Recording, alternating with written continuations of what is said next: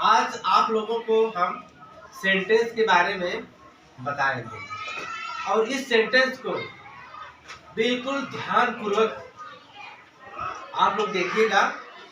यदि इसके कंसेप्ट को आप लोग सीख गए तो यह जीवन में हमेशा के लिए याद रहेगा। और इसमें जो मैं आपको रूल फार्मूले बताएंगे, यही रूल फार्मूला आपको टेंस में यूज करना है। जो आपका प्रेजेंट पास्ट फ्यूचर में जो भी फार्मूला लगेगा सेंटेंस के अंडर में, ये यही फार्मूला लगेगा, है नहीं। जो सेंटेंस है वो हमको हर वर्ड को किस ढंग से रखना है, इंग्लिश में हिंदी में, वो हमको ज्ञात कराते हैं। तो चलिए हम स्टार्ट करते हैं। आपका टॉपिक है सेंटेंस। पहला क्वेश्चन आपका आता है, व्हाट इज सेंटेंस। सेंटेंस क्या है?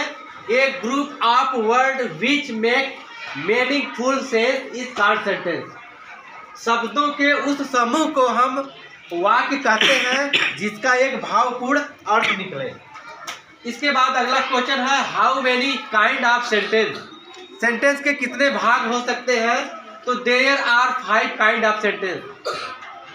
सेंटेंस के 5 भाग हो सकते हैं और उस 5 भाग में पहला है आपका असर्टिव सेंटेंस, दूसरा है इंट्रोगेटिव सेंटेंस, तीसरा है इंपरेटिव सेंटेंस, चौथा है आपका ऑब्जेक्टिव सेंटेंस एंड पांचवा है आपका एक्सक्लेमेटरी सेंटेंस। तो सबसे पहला हम देंगे assertive sentence. Assertive sentence it has 2 type. Assertive sentence के 2 भाग हैं।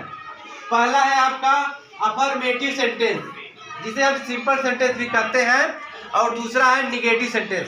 अब हमने अफर्मेटिव सेंटेंस किसे कहते हैं उसको हम वाक्य के जरिए आपको मैं प्रदर्शित कर रहा हूँ कि अफर्मेटिव सेंटेंस वो सेंटेंस होता है जिसमें नकारात्मक शब्द और प्रश्नवाचक शब्द नहीं पाया जाए।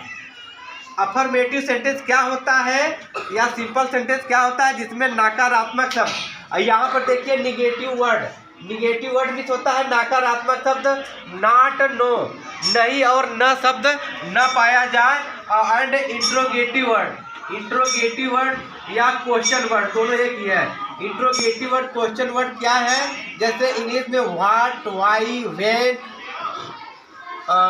हाउ, हु, ठीक है। What, why, when, how, who, और इसका हिंदी में क्या होगा? क्या, क्यों, कब, कैसे, कौन। तो जब यह शब्द, यह इंट्रोगेटिव वर्ड और निगेटिव वर्ड जिस वाक्यों में नहीं पाया जाए उसे हम क्या कहेंगे? अफर्मेटिव या सिंपल सेंटेंस।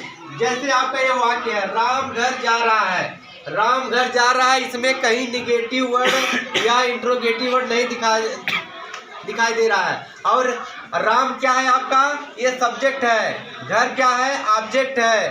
और जा ये आपका वर्ब है। रहा है ये आपका क्या है? हेल्पिंग वर्ब है। जो हमने यह हिंदी में फार्मूला आपका लिख दिया है और इसका ट्रांसलेशन हम करेंगे।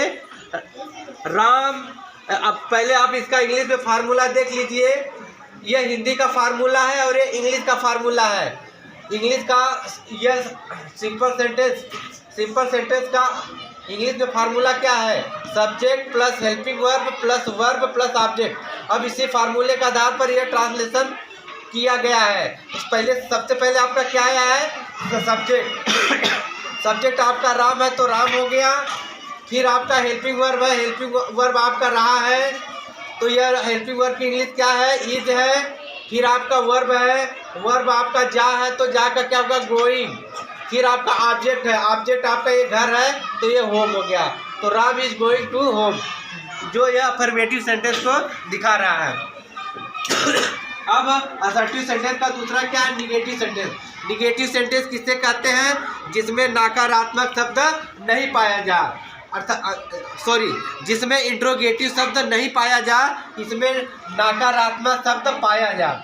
निगेटिव सेंटेंस किसे कहते हैं? जिसमें निगेटिव वर्ड मिले, जिसमें नकारात्मक शब्द पाया जाए, उसे हम क्या कहेंगे? Negative sentence.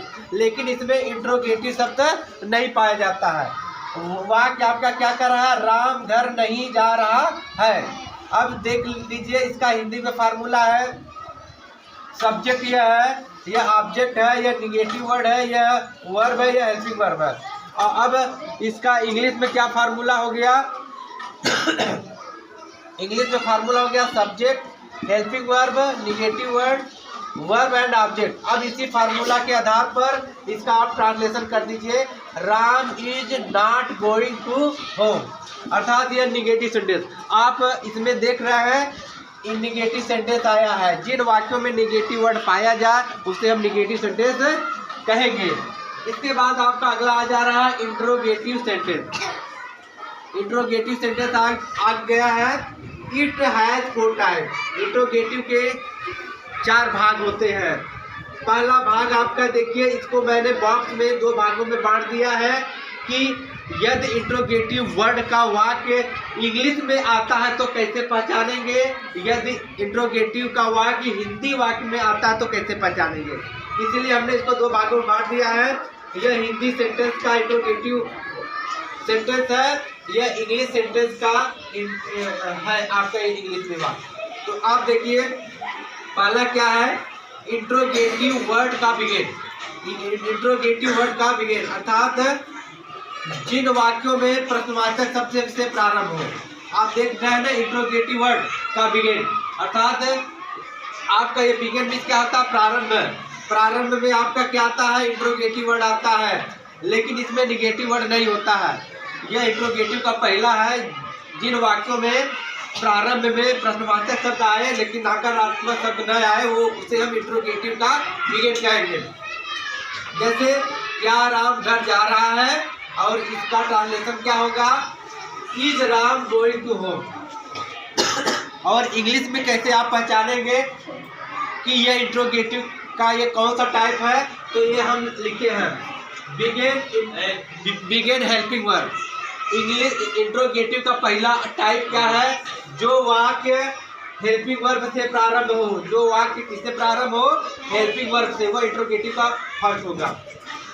तो हमने ये फार्मूला भी लिख दिया है, यहाँ पे देख सकते हैं। इसके बाद आपका दूसरा आ जाता है बी सी डी, सॉरी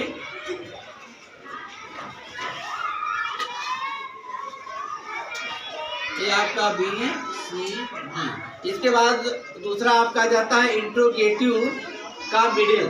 अब आपका इंट्रोगेटिव का जो दूसरा है, इसमें प्रश्नवाचक, जैसे राम घर क्यों जा रहा है, इसका यह हिंदी में फार्मूला है।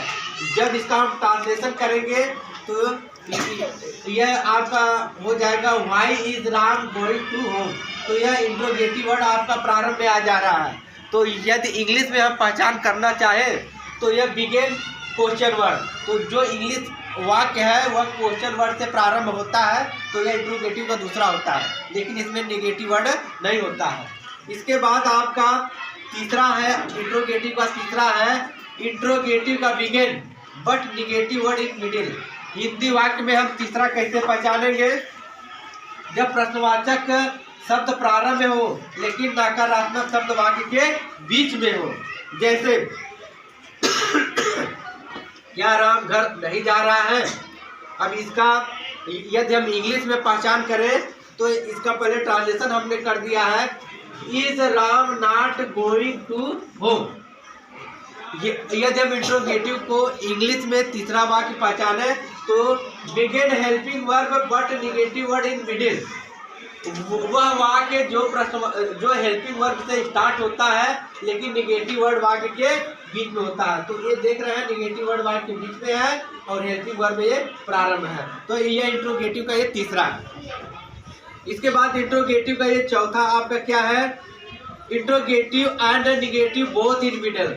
नकारात्मक शब्द और प्रश्नवाचक शब्द दोनों वाक्य के बीच में आते हैं। तो यहाँ पर देखिए दोनों वाक्य के बीच में आए हैं। जैसे राम घर क्यों नहीं जा रहा है, राम घर क्यों नहीं जा रहा है, तो यहाँ पर आप देख रहे हैं कि प्रश्नवाचक शब्द और नकारात्मक शब्द दोनों वाक्य के बीच में आया है। तो यदि हम इंग्लिश में हम पहचान करें इंट्रोगेटिव का चौथा टाइप क्या होगा, तो यहाँ पर लिखा है begin question word but negative word in middle.